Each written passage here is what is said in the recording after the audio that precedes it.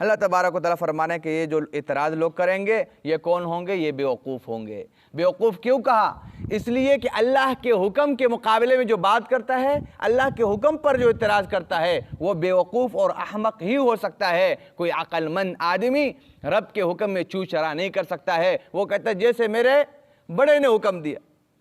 वो एक बंदे ने एक ग़ुलाम ख़रीदा, उससे कहा कि आप क्या खाएंगे? बोले जो आका खिला दे। उसने कहा आप क्या पहनेंगे? उसने कहा जो आका पहना दे। उसने कहा आप क्या पिएंगे? बोले जो आका पिला दे। उसने कहा अजीब बात।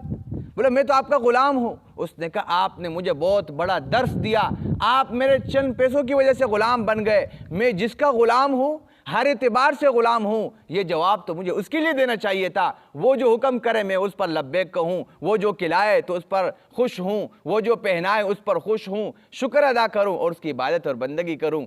तो ये इस ग़ुलाम ने, उसने बुज़ुर्ग ने क्या कहा? आपने मुझे अपने हकीकी रब की आपने पहचान कराई। असल बात तो ये है।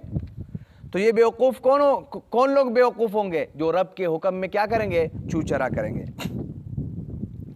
अन क़िबलत इमरती कानू अलैहा, अल्लाह तबारक ने जवाब दिया कि देखो ये जो क़िबला है ये मकसूद नहीं है। मकसूद तो अल्लाह तबारक व तआला का हुक्म है, चाहे मशरिक़ की तरफ आप नमाज़ पढ़े या मगरिब की तरफ नमाज़ पढ़े।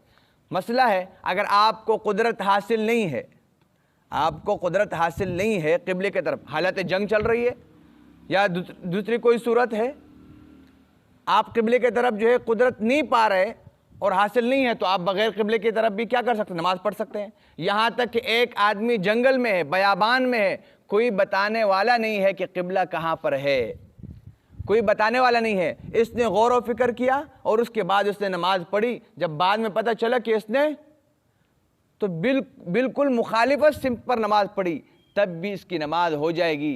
भाई क्यों? असल मकसूद क्या है? वो तो रब का हुक्म है, ये तो नहीं है।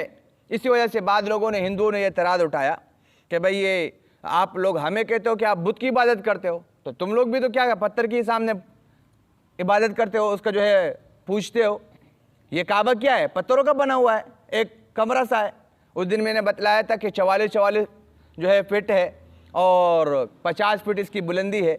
तो आप लोग भी तो इसकी इबादत कर रहे हो, हम हमारे ऊपर एतराज़ क्यों है? तो दारुल उलूम देवबंद के जो बानी थे कासिम नानूतवी रहमतुल्लाह अलैह, उन्होंने इसके मुतालिक इस सवाल के जवाब में एक किताब लिखा। किताब का नाम क्या है? क़िबला-नुमा। क़िबला-नुमा किताब उन्होंने इस एतराज़ के जवाब में लिखा है कि ये जो लोग कहते हैं कि आप लोगों ने पत्थर को मस्जूद इलैह बनाया, यानी कि आप लोग सजदा पत्थर को करते हैं, इन दीवारों को करते हैं। हम ये कहते हैं भाई हम इनको नहीं करते हैं, असल हुक्म तो अल्लाह तबारक व तआला का है। फिर ये बात हो सकती है कि भाई यहाँ पर सबको ये हुक्म क्यों दिया गया? उसकी वजह यह है ताकि मुसलमानों को एक नहज पर, एक मकान पर जमा किया जाए। हर किस्म के इख्तिलाफात, मकान, जगह और कौमियत, हर एतबार से इख्तिलाफात को बालाए ताक रख कर वो क्या करे? इस जगह को वो अपना जो है नस्बुल ऐन बनाए और उसको अपना मरकज़ बनाए और उसकी इबादत और बंदगी वहाँ पर जाकर करे, ताकि सब मुसलमान क्या हो? इत्तिहाद और इत्तिफाक इनके दरमियान मौजूद हो। अब यहाँ पर यह सवाल होगा कि भाई इसकी क्या वजह है?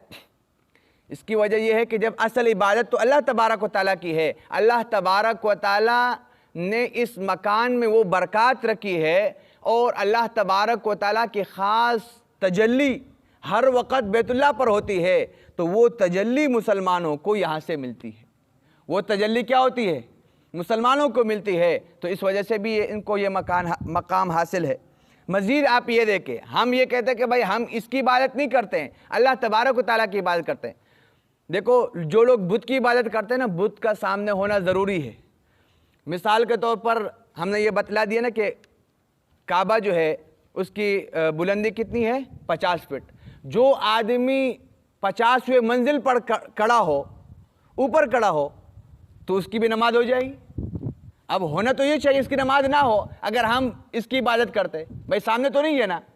और मज़ीद ये कि मुसलमान जब भी इबादत करते हैं वो ये सिर्फ कहते हैं कि भाई क़िबले की तरफ हम नमाज़ पढ़ रहे हैं। कोई ये मुसलमान आजकल ये नहीं कहता है और न किसी ने कहा है कि हम तो इबादत इस पत्थर की करते हैं, हम बैतुल्लाह की इबादत करते हैं। भाई इबादत तो रब की है, तरफ और जिहत क़िबला मेरा जो है वो काबा है।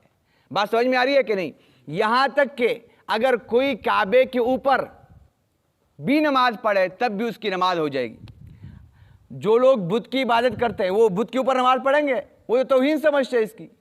तो इन सब बातों से मालूम हुआ कि हम इबादत अल्लाह तबारक व तआला की करते हैं, ये जिहत है और एक क़िबला है, सिमत है बतौर अल्लाह तबारक व तआला के हुक्म की वजह से। और इस काबे में अपने ज़ात के एतबार से कोई कमाल नहीं है, ये रब के हुक्म की वजह से इसके अंदर ये कमाल आया है और हम इसकी इबादत करते हैं। और इस पर वाक़या मौजूद है, बुखारी की रिवायत है।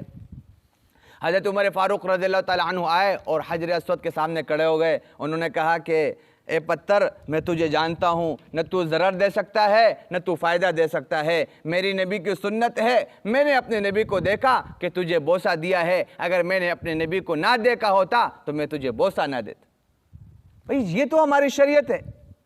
तो हम पत्थर वत्थर की इबादत नहीं करते हैं, हम तो असल में रब की इबादत करते हैं। रब ने ये हुक्म मुतय्यन कराया है कि भाई आप इस सिमत को नमाज पढ़े, इस जिहत को नमाज पढ़े, और हम उस जिहत को नमाज पढ़ते हैं। तो इस वजह से ये जो इतराज़ किया जाता है ये बिल्कुल फजूल इतराज़ है। मुसलमान जो है वो अल्लाह तबारक व तआला ही की इबादत करता है।